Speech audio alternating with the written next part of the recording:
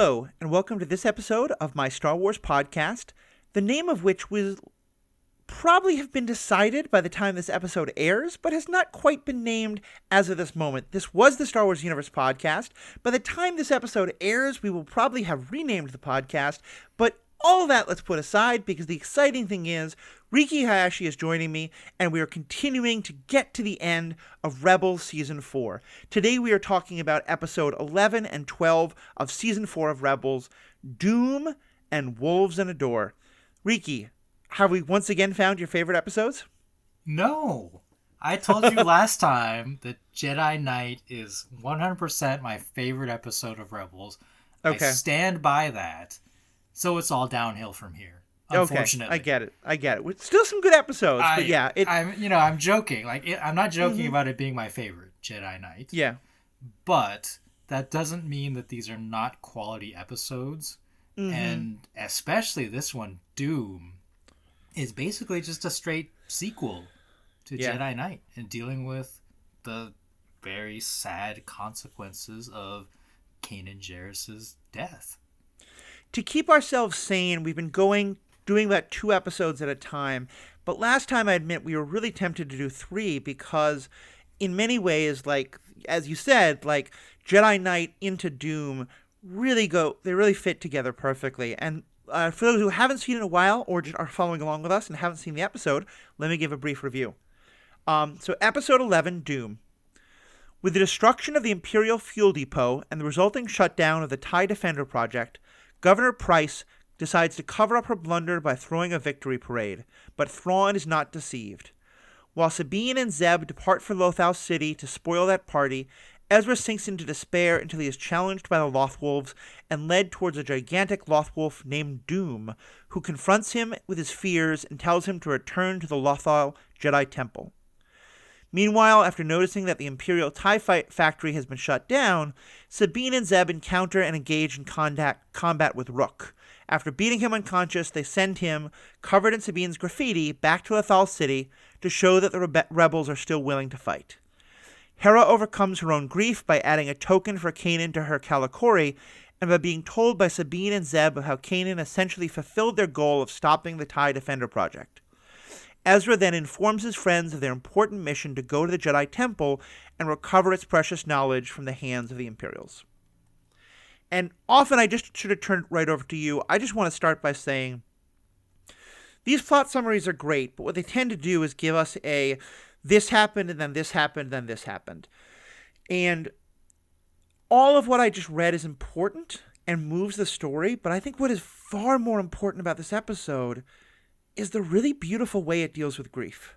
Mm-hmm. And the way it deals with how grief both brings them together but also kind of separates them a bit. And for me, there was one moment that was just so beautiful that I'm probably going to tear up just talking about it. I definitely teared up watching it, where there's an extent to which everyone realizes that, you know, they all are feeling this loss, but that Hera is feeling this loss in a way that they cannot quite understand, they can't quite relate to, and that none of them she can't really let herself break in front of them because they are her crew. And there's this scene where she's just staring out, you know, out into the horizon, obviously thinking about him, obviously lost in grief, and Chopper rolls up next to her and extends his little, like, you know, controller thing that has kind of like a finger and a thumb to hold her and like takes her by the hand. And it just, that stupid little war criminal robot was just like, it was just so beautiful. And the thoughtfulness that went into that, recognizing that they have been together since her childhood. You know, he is the last of her family, really, especially not like they're all kind of her kids, but it's not the same. And yeah, it just meant so much to me that they put that little detail in. Yeah, I mean, you said that this is about grief. Mm-hmm. And I've lost my notes, but this is the 5 stages, right? Yeah. The 5 stages of grief, is that what it's called? Mm-hmm.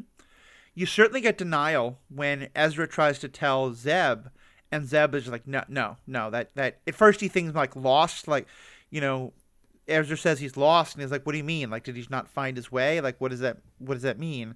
And yeah, so sorry, I didn't mean to cut you off though with the 5 stages, but I just that first one came to me because that also was such a good moment. Okay, here I've pulled it up. I've pulled it up on my phone. Professional. I'm a professional podcaster. The 5 stages: denial, anger, bargaining, depression, and acceptance. And there are 5 main characters here, and like TV shows, writers love to do this. I feel like 2 others that come to mind that have done this: Buffy the Vampire Slayer had the episode "The Body," where I'm not going to give it away. A character dies, and the other characters are shown dealing with it, and each one represents one of these stages. What's The Haunting of Hill House? Has probably one of the most amazing episodes of TV I've ever seen. It's called Two Storms, and they film it. It's like 3 long takes. Yeah. For the whole like 45 minutes, and it's just amazing. So I feel okay. Like you said, denial. I think that's Ezra. Right? Like he goes off, and he's lost, and kind of like doesn't know how to move on. Like he's denying that Kanan's gone. Anger is Zeb, obviously.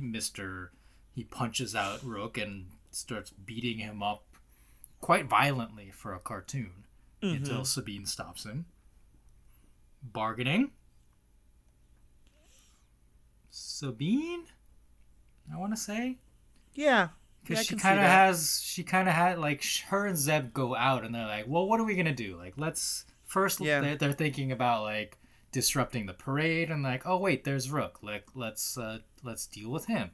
And then she's the one that kind of bargains with Zeb on like, no, you can't kill him. I think she says like, you can't kill him.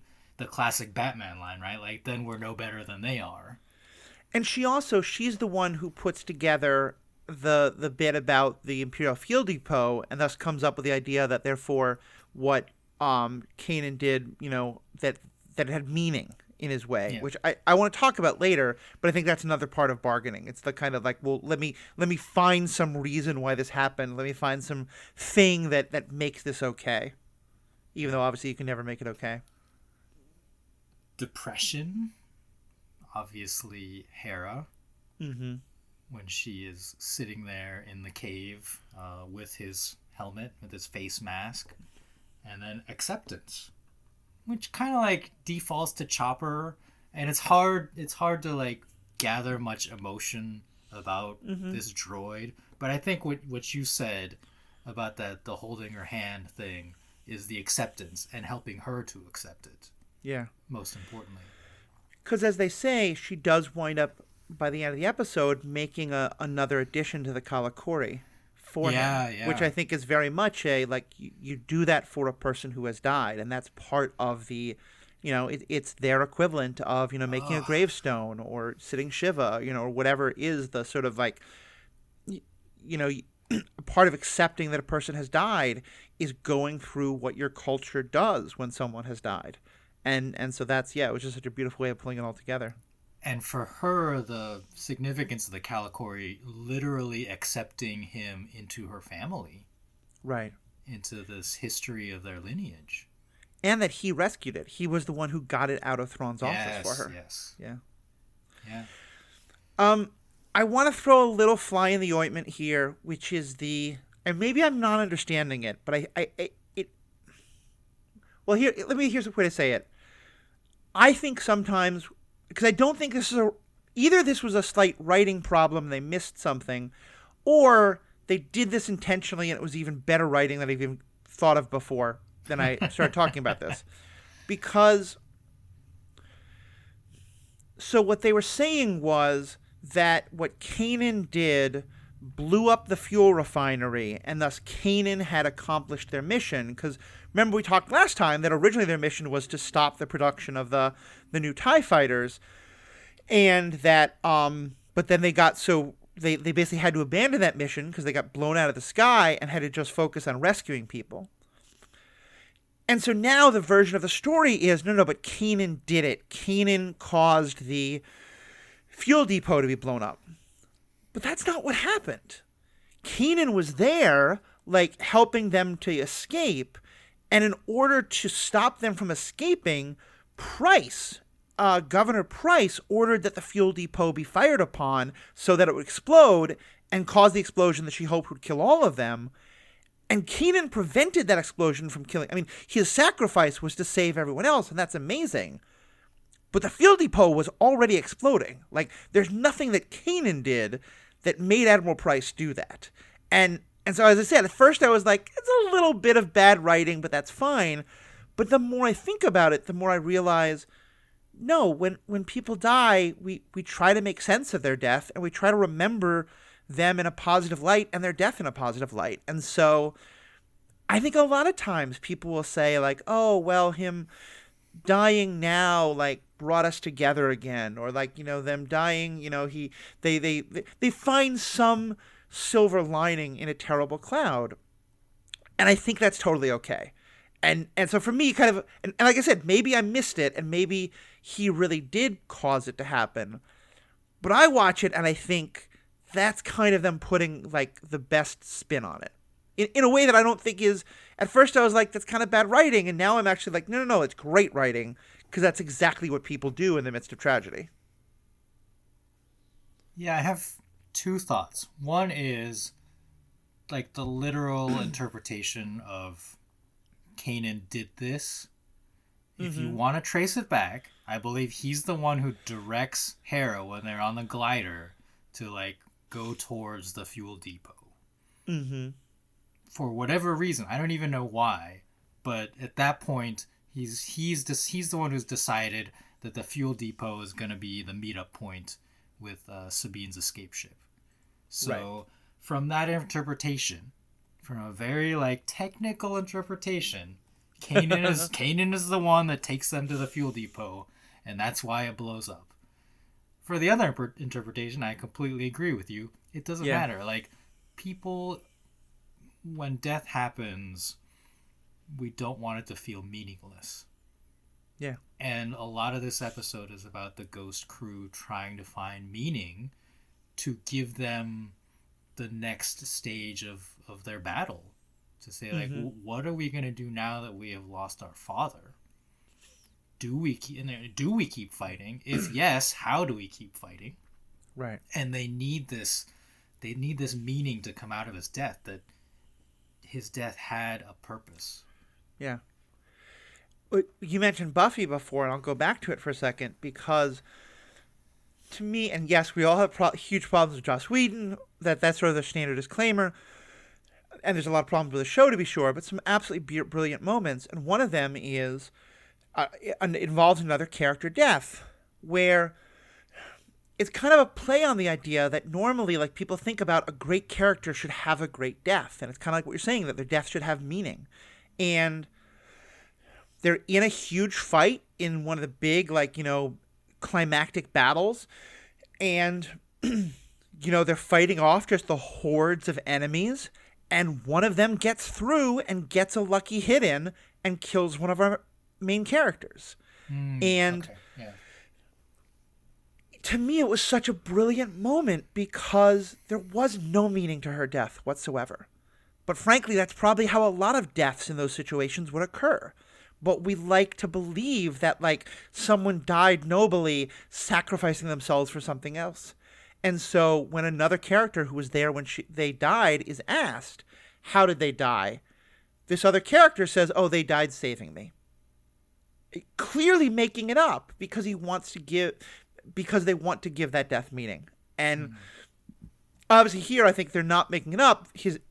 Kanan's death absolutely had the meaning of saving them. And you're right, maybe it was also, like, because we do know that the wolf spoke to him and he knew some other plans. Like, there's so much we don't know. Yeah. But yeah, either way, I'm glad I just wanted to state that and kind of put it out there in the discussion. I'm glad at least we're kind of on the same page with that. So, what else with this? Oh, go ahead. Well, I was going to say, like, you mentioned the wolf, the Loth wolf, and my belief is that they gave, in one of the previous episodes, they gave Kanan a force vision of his future. And he accepted that he needed to die in this moment. So he may have literally seen himself standing on the fuel depot, this is all very like time Yeah. travel-esque, like predeterminism, but that I may hate have that. been why he directed them to the fuel depot. Just saying. Yeah. I really hate that. That's not going to be in my head canon, but I think it's a perfectly legitimate also way to see it, So, either way. What else about this episode? I mean, that, like there's a very sort of Mrs. Lincoln, how else was the play? Like, to me, that's by far the most important part of the episode. But what else struck you? Well, with the brief moment with Grand Admiral Thrawn, menacing as always, Mr. Mickelson. Like, he has like 3 lines chastising Governor Price and saying, like, I know what you're doing. Like, you messed up. When I get back, you're in big trouble. Yeah. It's such a good moment for him as a character and like for the actor. And I'll say, if have you read the Thrawn novels? That's the first of the Disney canon Thrawn trilogies. I read one of them. Okay, because in the first one they establish the character of Admiral Price, and do a really interesting job with her, making her kind of sort of a background that helps you understand her. But that one of the things it establishes is that she's very good at finding a way to make victories out of her defeats and to spin things so that she always comes out looking good. And so having Thrawn just immediately see right through that was really satisfying, I thought. And kind of a great character. It's interesting that you put it that way, because she's kind of doing the same thing we talked about the Ghost Crew doing, right? Like, this was a strategic defeat for her. Right. To blow up the fuel depot and halt the TIE Defender program. Like, from a galactic, like, history of the Civil War perspective, like, she may have just lost the Civil War for the Empire. Yeah. In that, the way they set up Thrawn and the way that they set up the TIE Defender is like this irresistible weapon that could be mass produced, cheaper than the Death Star, and like for a fraction of the cost of the Death Star could have changed the outcome of the war. It's like how they present it in a lot of the stuff, because Thrawn's a genius, right? And like, why else would he back this? So for her to take this like very bad situation, be like, oh, but we killed that one Jedi. Yep. Like, Jedi are so important. We killed one Jedi. We're having a parade. We did it. Yeah. And in a way, in other episodes, we've talked about like that tension between the Force users and the military. And Price is not a Force user, but I think part of why Thrawn is frustrated is because it's the same thing. It's the idea of like she wasn't thinking strategically. She wasn't like, I think I've made this reference before, but like the Robert Frost poem, like the Sith are red hot anger, and the military, especially someone like Thrawn, is like cold ice. Like, he's never going to let his emotions get away from him. And that's exactly what Price did. Price stopped looking at the bigger picture and was just like, these people keep defeating me. I hate them. I want to kill them at all costs. Yeah. And doesn't the pilot of the Walker even like question her? And like, there's that moment where he's like, says something like, but the fuel depot or whatever, like the fuel pod. Yeah. Like, I gave you an order, right? Like, yeah. Puts that pressure on him. Yeah, very much so. Very much so. And it's interesting, because I think at this point in his history, Thrawn doesn't understand the Force / Jedi that well. So maybe doesn't respect, how powerful they are. Like, he had the incident with the Bendu at Atollon. Right. So, but maybe he's starting to believe, Yeah, I think it's all true. I also just think this moment is, like, the two people who Kanan was closest to and who were most affected by his death are Ezra and Hera. And we talked about how for Hera, she gets the closure of the Kalakori, and I think Ezra at least starts to get that because one of his first thoughts is very much mirroring Kanan from the beginning of the show of like, I can't do this alone. He was my teacher. It's very much like Luke after Yoda passes on. And I think the Lothwolves, specifically Dune, especially being the one, the name is a direct reference to Caleb Dune, and that one, spoke to Caleb Kanan himself, like that wolf being the one to sort of challenge Ezra and say, like, not only do you have to get past this, but you are now the one. You are the one to go to the Jedi Temple. You are the one to take on this mantle.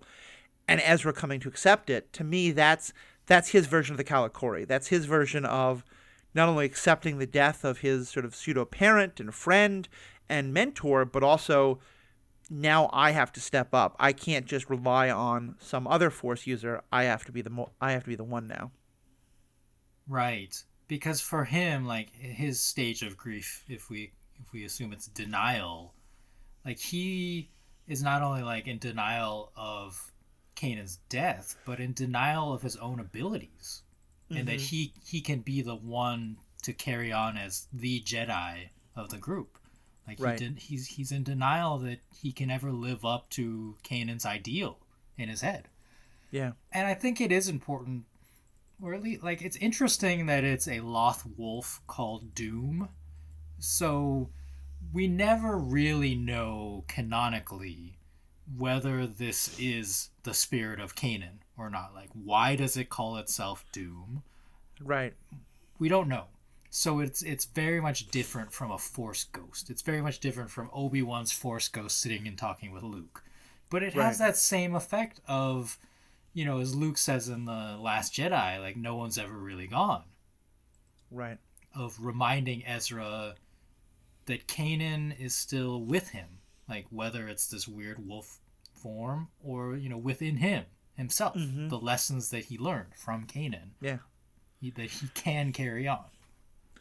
I think that's true, and I think they do a beautiful moment at the beginning of having a Loth cat sit on top of a Loth wolf, kind of connecting those animals. And this is a spoiler for the next episode, but this episode tonight is about both of them, so I don't mind the spoiler. Obviously in the next one we're going to get some references to the Mortis arc, and to me a big part of what the Mortis arc is about is that the Force doesn't always come through as neatly and cleanly as, like, it's either Obi-Wan the person or Obi-Wan the Force ghost. Like, sometimes it's mystical and it's ethereal and we can't say exactly what it is. And yeah, that's to me what the Lothwolf is like, is it the spirit of Caleb? Is it that the spirit of this Lothwolf was in Kanan? Like, it's the reverse way, because, like, the importance of Lothal and, like, the Jedi Temple here and all that stuff, like, I don't think we're supposed to know an exact answer, and I really like that. Oh, I 100% agree with you.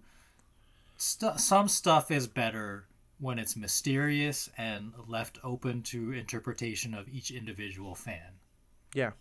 And not everything needs to be explained, like, right down to the minutiae. Mm-hmm. Totally agree with that. All right. There's probably more we can say, but do we want to go on to the next episode? Yeah, so I mentioned, like, those two episodes. The other one that this episode brought to mind was a Star Trek The Next Generation episode. Oh, go for it. Called Family, I believe, at the beginning of season 4. So this season 3 to 4, like, end of season, opening of next season cliffhanger was the Locutus arc. When Picard is kidnapped by the Borg. Right. And then immediately after that, they have this very quiet episode where Captain Picard goes back to his family's vineyard in France and talks with his brother and deals with, it's not quite grief, but he deals with the trauma of being kidnapped by the Borg and being forced to participate in their genocide of the Federation.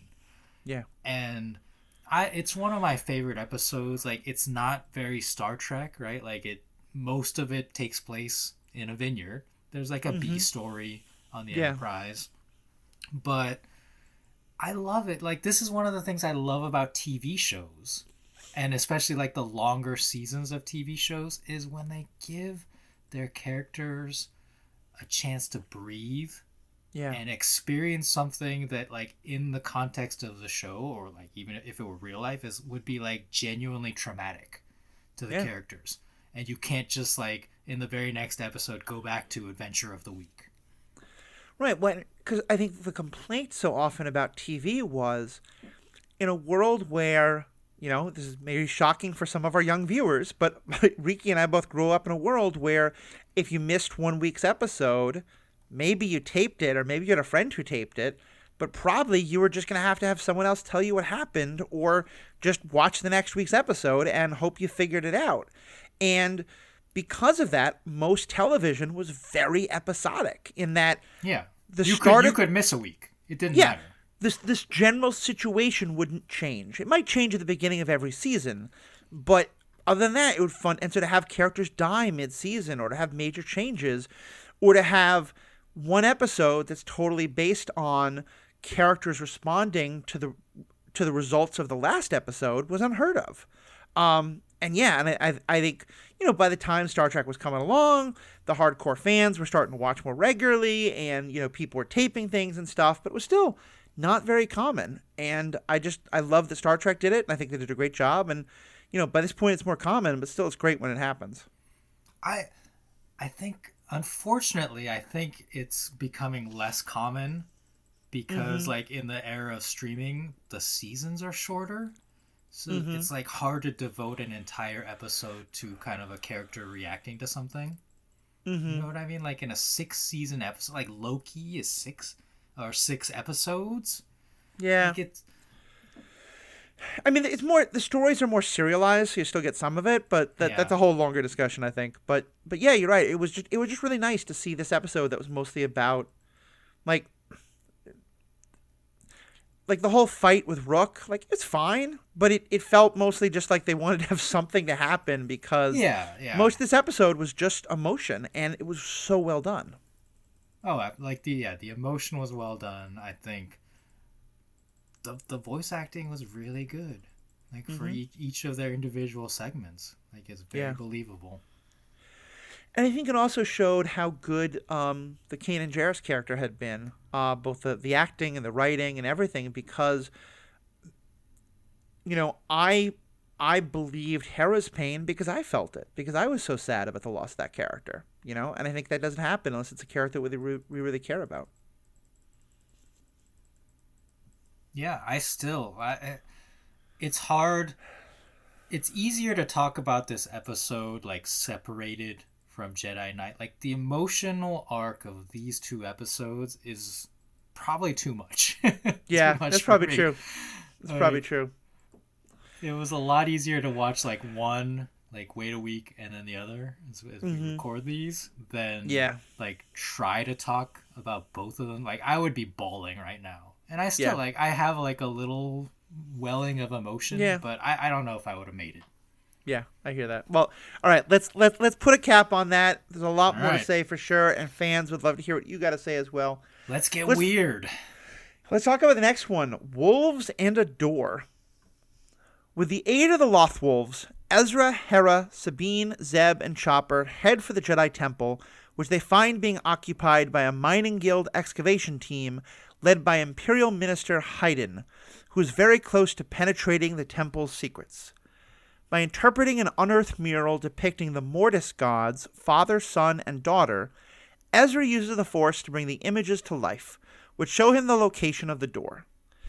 However, despite their disguises as Imperial scouts, their presence is found out and the alarm is raised. Ezra escapes through the door into the temple just before he can be captured. So, let me start here, because for the most part, Rebels has been... It's made references to things from Clone Wars. It's made references, obviously, to the movies all the time. But as a story, it's fairly self-contained. And then we just get this reference to the Mortis gods, which, if you've been watching Rebels and haven't seen Clone Wars, you might have no idea what's going on. Riki, can you give us a brief summary of who are the Mortis gods? No. Okay, let me preface this by saying, A, this is not one of my favorite episodes. It's probably one of my least favorite, because I don't like the Mortis gods. Okay. Despite what I say about I enjoy the Force to be mysterious, like, to me, this is like a step or even a jump beyond mysterious. This is just, like, kind of just completely weird, right? Mm-hmm. But I will do my best. There was an arc in the Clone Wars cartoon where Obi-Wan, Anakin, and Ahsoka, their shuttle, for whatever reason, crashes or like lands mysteriously on a planet in who knows where called Mortis. And there they encounter 3 very powerful, mysterious Force beings: the Father, the Daughter, and the Son, and each one is meant to represent an aspect of the Force. The Daughter, the light side; the Son, the dark side; and the Father, the balance. And the Father is dying, and he wants... Was it Anakin? He wants Anakin to take over, because Anakin is so powerful. He's the chosen one. He wants Anakin to take over as the new father, as the balance, because he's so powerful on the Force. And stuff happens. The son and the daughter fight because they're good and evil, and they end up possessing Ahsoka. The son ends up possessing Ahsoka and using her to fight.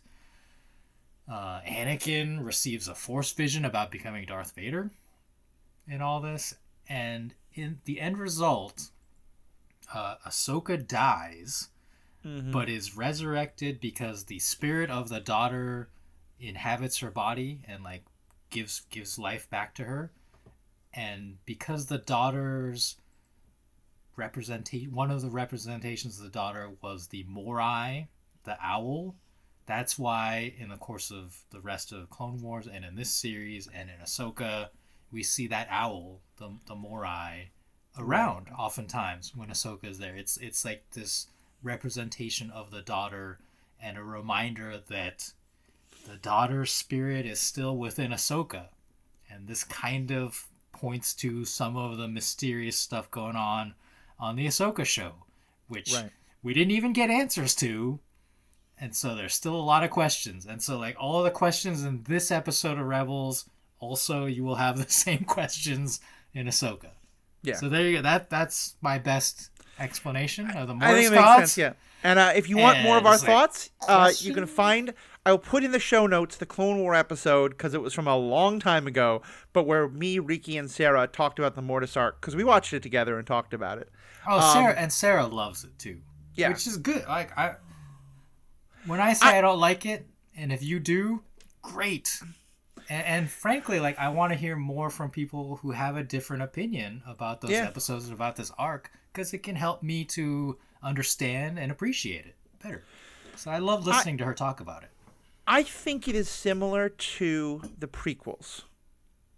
And what I mean by that is just, and I know a lot of people love the prequels, and that's absolutely wonderful. I'm very happy for that. I'm not attacking them in any way when I say that. But to me, the Mortis arc introduces a lot of ideas that are very interesting and add a lot to the overall story.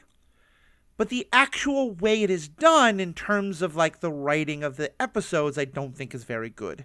And to me, it's sort of, it introduced a lot of things that never really went anywhere. And I think it's also part of my frustration with it. And so again, I don't want to say anything about live action stuff, but I think we're going to get more about it in later stuff, which is also part of where I'm harping on it so much now when it's only a few seconds of this episode. But saying that, like Riki said, if you love that stuff, please let us know. Would love to hear in the comments, or if you don't like it or just don't care about it, let us know. But bringing it back to this episode, this episode kind of left me confused a bit. Like, I liked it, and obviously I'm watching it knowing where we're going, and I'm not going to say anything about that for those who are watching through for the first time. But it like, the episode felt fun, and I didn't like have a bad feeling watching it, but it was such an emotional come down after like the incredible, wrenchingness of the last episode. So maybe that's what it was needed, especially when it's first coming out, is this kind of a palate cleanser. Because like, it's a fine episode. We get our characters from point A to point B, and we learn that the Emperor is trying to find more Jedi Temple stuff, and that's important. Yeah. And we learn that there are these people who kind of clearly have some understanding of the Force and all that, and what that's about. who aren't like Sith or anything, but they're clearly like students of, the history of it. There just wasn't really much there, and that was fine. Well, let's first off acknowledge the amazing Malcolm McDowell as the voice of, what is it, Minister Hayden? Yep. Hayden? Like, unmistakable voice. And it's just, like, fantastic to have such an amazing actor, like, doing a role in this show. Mm-hmm. And then to have him acting opposite of Ian McDiarmid as the Emperor, like, talking remotely via holo. But just, like, what a great scene. So, like, there's amazing stuff that I enjoy in this episode like that. But there's also, like, questions. Are people supposed to know that the Emperor is powerful in the dark side? So, in some of the books, what they have explained is that there was always kind of like a cult of the Sith who were kind of the equivalent of, you remember in Rogue One, we meet those characters whose names I can never pronounce, whose names I can never remember, and they're not really force sensitive. The blind one is a little bit force sensitive, but the Guardians of the Wills, they're called, who are like, they know about the Jedi and they believe in the Jedi, and maybe they have like a little connection to the Force, but they believe in the history and all that. And in the books, there's this idea of there have always been similar people with the Sith, who most of them are not force sensitive in the slightest, some of them just the smallest bit, but they've like studied the histories and they've kept this cult alive. And the Sith, like, force users can occasionally like draw upon them when they need to. And I think the idea is that those people are aware that there is a Sith Lord who is, active and doing these things. Yeah. I think most of them don't know that Darth Sidious is Emperor Palpatine. Or if they do, they're like sworn to secrecy in all the sorts of ways. And but yeah, so I think most people don't have any idea. So but I do think some people know. My question relates to the fact that the Ghost crew listens into the conversation between Hayden and the Emperor, during which the Emperor makes reference to, like, there's been a disturbance in the Force. Right. And they don't miss a beat. No one questions, like, why does the Emperor know about the Force? Or, like, what's going on here? So that, I feel like there might be a little bit of, like... Oh, you mean how do they know? Yeah. Yeah. I think there might be a little bit of the writers forgot, like, what the characters should or should not know. Maybe? I don't know. Mm-hmm. I'd be curious to hear your interpretation of that. I'm trying to remember what... Because the Emperor specifically says there's a disturbance in the Force. Right. We know... So, at the end of the prequels, Obi-Wan knows that the Emperor is Palpatine. Yoda knows, and Bail Organa knows. And the first two are largely cut off, but they do meet with Obi-Wan, and certainly they meet with Bail, and Ahsoka works with Bail quite a lot, we know, also from the books. So I think it's perfectly reasonable to believe that we didn't see that on screen, but at some point Bail told them the Emperor is the Sith Lord that we were looking for all that time. Or Ahsoka. Probably Ahsoka. Maybe we missed it at some point in this series. Yeah. Or maybe it's like unspoken, like off screen. Mm-hmm. But there was definitely there's a chain of people. There are people who we know knew it, who we know have been talking to these characters for a while. Yeah. Okay. That's fair. I can buy that. Mm-hmm. But yeah, it is definitely an interesting moment, and I think it's the first time that it's certainly the first time that the Emperor has appeared in this show, I believe. So he obviously what? I think so. Yeah.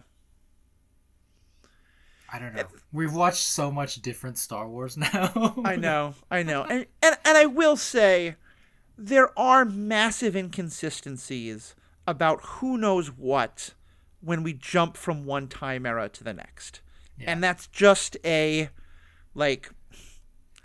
once they start by telling us that the Jedi are an ancient, mostly forgotten religion that, by the way, was super active 20 years ago, like all bets, in terms of who knows what from when, I kind of feel like all bets are off. And I've just decided, I just can't ask that question anymore. And it's okay. Here's the thing. Star Wars fans, it's okay to be knowledgeable about Star Wars. And I think it's, to some degree, it's okay to nitpick stuff and be like, oh, well, this is inconsistent with this other thing. Okay, deal with it. Do you still love Star Wars? Is it okay that there's this inconsistency? And then, 30 years later, they might take what seems like an inconsistency and make an entire TV show to explain it. Yeah. Obi-Wan Kenobi. Why does he call him Darth? Because he's kind of spitting it back in his face at the end of that battle. I love that. Whereas I think Obi-Wan just adds to the inconsistencies, but that's a whole other story that we literally did a podcast about. I know. So, but that's the thing. If you love it, let it go. Let go of the small things. So I don't know if they should know the Emperor's Force user or not, but whether they do or not, I can let it go. And if nothing else, to me, part of the point is, it's fun to nitpick it like this, but it has been baked into Star Wars from the very beginning. There are inconsistencies between A New Hope and Empire Strikes Back. And as we can see here, just my ask is, don't ever come at us with Kathleen Kennedy had all these inconsistencies. That's always been a thing. It has just always been a part of Star Wars. It's always a part of almost every kind of storytelling. Yeah. When you're doing prequels and time travels and all kinds of, no time travels here, but still, it's just always a problem. Yeah. I mean, original trilogy, Leia kisses Luke in Empire because they didn't yet know that they were siblings. Right. 100% that they hadn't written it that way yet. So there was still this possible opening that they could get romantically involved at that point. Mm-hmm. Yeah. Yeah. It's a thing.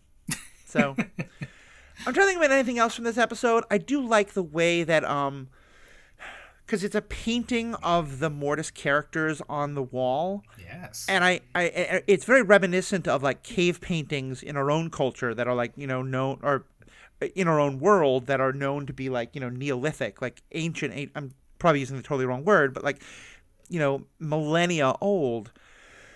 And so having those paintings on the rock that then kind of come to life, and no one else can see it, but Ezra, they kind of the hands of the different characters point to each other, and then the Lothwolves that are in the painting literally leave the painting and start to walk along the wall, and Ezra has to follow them to find the entrance to the temple.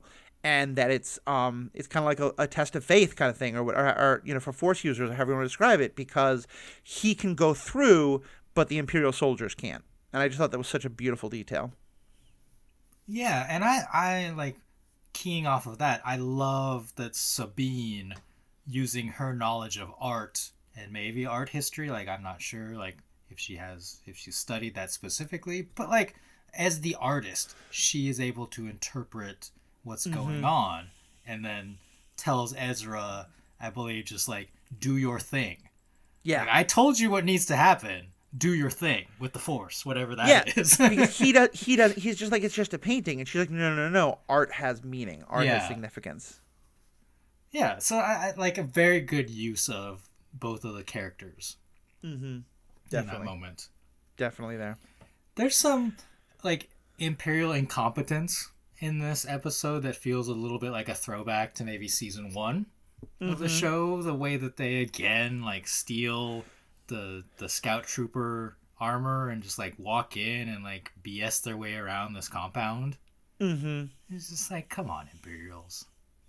Yeah, on the one hand, this isn't even really an Imperial thing. It's this private company that gets thing that, but on the other hand, A, it's Lothal, which they know is a hotbed of rebel activity, and B, it's the thing that the Emperor is personally interested in. So yeah, I would think this would be an entire legion of my best troops would be there, but say la vie.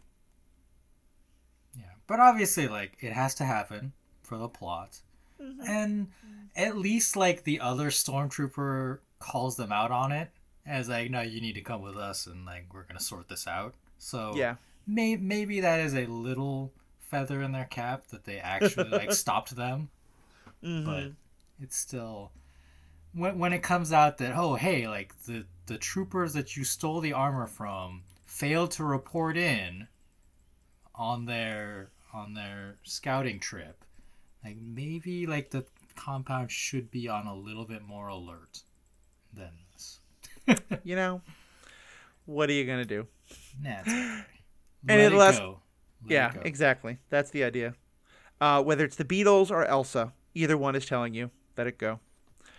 Oh, Well, you the mean Beatles, let it be. let it be, let it go. It's the same idea. You know, English versus American. All right. Any other or Norwegian? Anyway, we're going way down a dark tangent. Any of the last comments on this episode? I guess I don't know what to say about this other than to ask the question, because it the Loth Wolves. Like, the fandom knows that Dave Filoni is obsessed with wolves. That's why they show up here. That's why, like, in Ahsoka, Shin and Balin are named after Norse, like, wolf gods. But the way that this art, like, came to life and the Loth Wolf paintings move, like, I don't know how I should feel about this, because it, like, culturally, I'm not well versed enough to be like, is this appropriation? Like, what is going on? So I don't know if you have thoughts, Matthew. If not, we can just open it up to the fans and say, share your thoughts. I guess for me, because I did think about that briefly, but that's part of why I mentioned that for me, what it reminds me of is the cave paintings that have been found in, like, what is now France and Spain. Yeah. Because, yeah, I do think that it's very easy when saying, like, ancient, magical, thing that's indigenous to this land, large before the Indians get there, I'm sorry, it's very easy when talking about this idea of, like, a kind of magical power that is, like, inherent to the land and spiritual and is kind of, like, ancient and unknowable and is, indigenous to the land long before the empire gets there.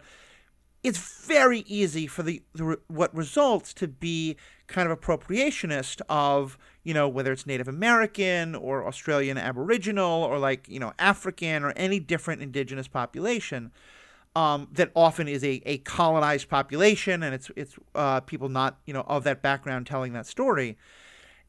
To me, this didn't feel like that. It felt more kind of like and maybe it's just because I did a project on the French cave art in, like, 6th grade or 7th grade, and that's why that's the illusion it brought up for me. But it felt more generic. It not like this felt generic, but it felt like the references it was drawing from were not specific to any one particular indigenous culture, and didn't make me think of any particular one. I mean, it did make me think of one, but of, a European one, which I feel is a little more fair game for that kind of a thing. So, yeah, I mean, I didn't catch any illusion like that, and I certainly am in a lot of... To give you an example, during Andor, there was a lot of discussion about how parts of the Andor story dealt with issues of indigeneity and things like that. And there were conversations I heard from people bringing up other times they thought Star Wars had appropriated that kind of thing in ways that were inappropriate. And this was never mentioned in those conversations. And it's entirely possible that there are still some folks who are bothered by it, and because of stuff that, as you said, that you and I just don't have the cultural context for and are missing. And so, fans, please let me know. But I'll just say that from what I would see, and also from just the dog that didn't bark there, that would be my sense of why it doesn't, like, sort of trip anything for me. Yeah, and when I bring this up and ask questions about it and ask, like, is this appropriation? my point is not to be like, okay, well now we have to cancel Rebels, we have to cancel Dave Filoni. Like that's Yeah, of course not the point. My like I want to examine things from the perspective of ignorance. Like I am ignorant on this subject. Mm-hmm. I want to learn more, and maybe I'll go do some research and to like find out what the roots of interpretation and of like who created this and why, right? Like why did they draw it in this way? Why, why do they use certain words or whatnot? Mm-hmm. Like I'm actually really curious, like kind of a tangent, but it's a little personal to me. In the Ahsoka show, they use the word Ronin. A character calls Ahsoka a Ronin. And I just kind of had this like moment of a question mark appearing over my head, like, should that word exist in the Star Wars universe? For those who don't know, that is a specific Japanese term, right? A samurai without a daimyo, if I understand correctly. A masterless warrior.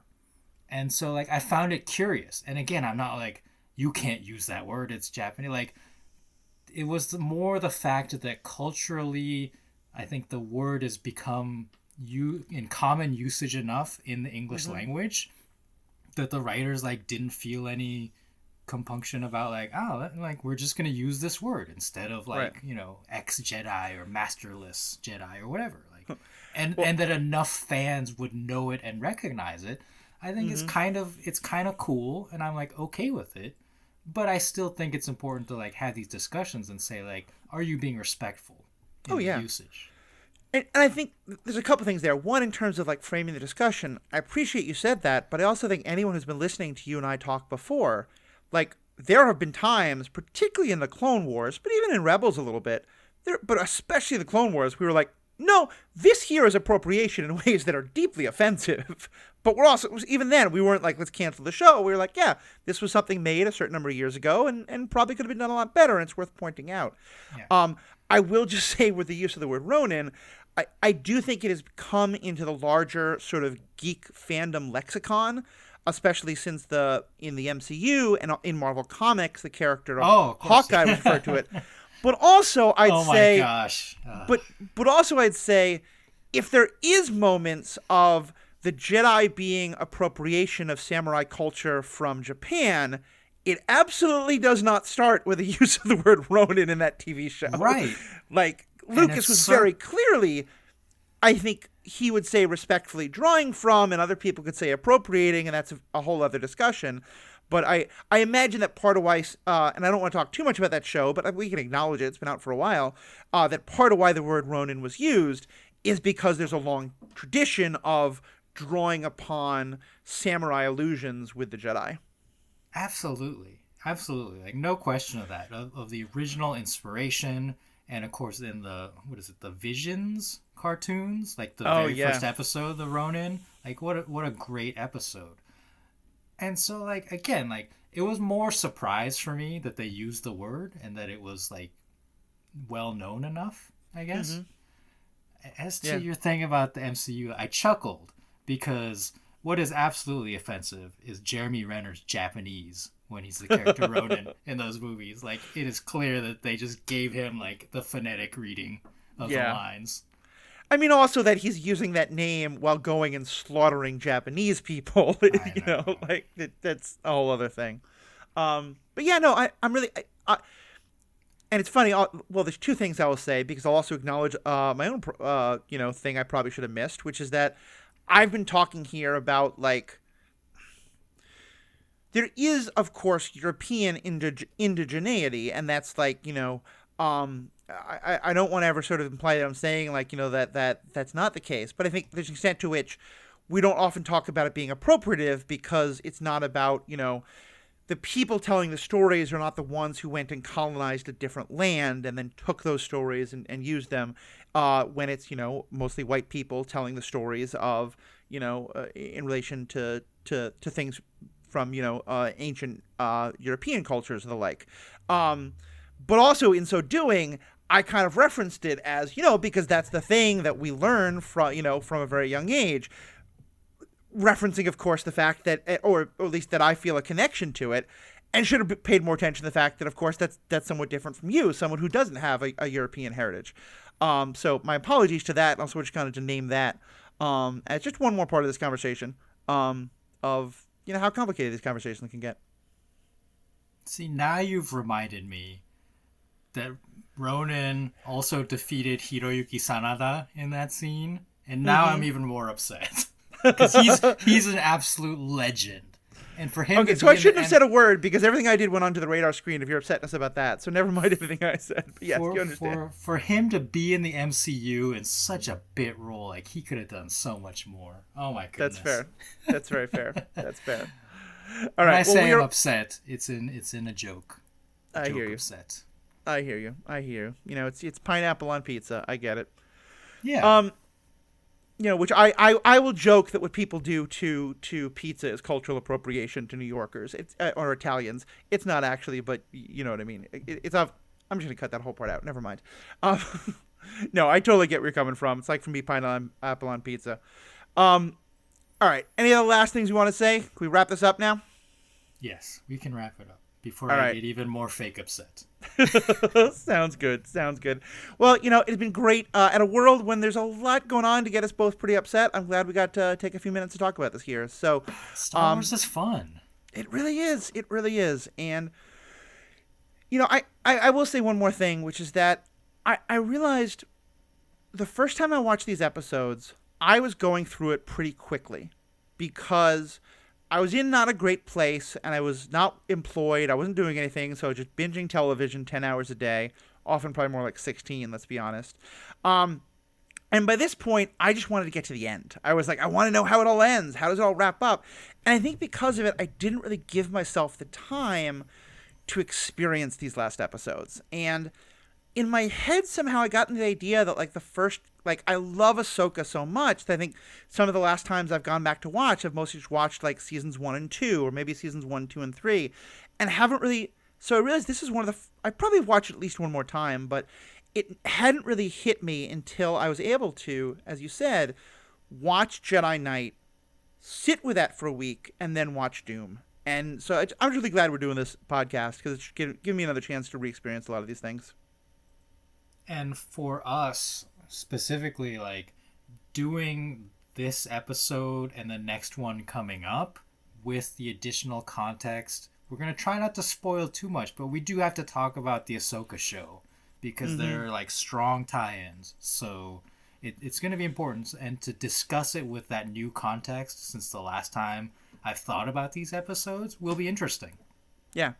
No, it's very true. And that's part of why also I am holding these off on releasing for a little while because, we're doing them now even though the strike is still going on because the union has made very clear that discussions of animated stuff does not fall under what they've asked people not to do because, no one was working under SAG contract when they made these animated shows. I've not talked about Ahsoka at all, though. And so my hope is that by the time we get to that third episode and by the time we release the third episode, the strike is over.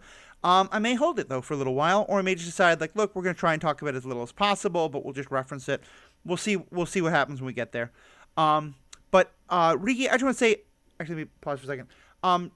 Do you want me to give you a chance to promote your stuff, or right now, because you're kind of on a hiatus, should I just say check out show notes and go beyond that? No, I got nothing. Okay. So we'll see where all that falls. But Riki, I just want to say what an absolute pleasure it's been to go through this show with you. I'm so glad we're going to finish it off. Sarah, of course, I've always loved having her on. Schedules have just not made that possible right now. She may be able to come on by the end. We'll see. If not, though, certainly we'll get Riki and Sarah back on for lots of other content. And, of course, to you, the fans, would love to hear more of what you think. Would love to get your feedback. Would love to get your content, suggestions, and thoughts. Obviously, a lot of changes happening right now at the Star Wars podcast, and would love to hear your thoughts and all that. We're going to hold off on a Patreon.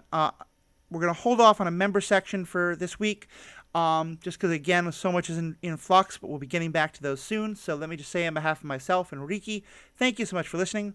We have spoken. Doom. I like it. And we're out. We kept it to just about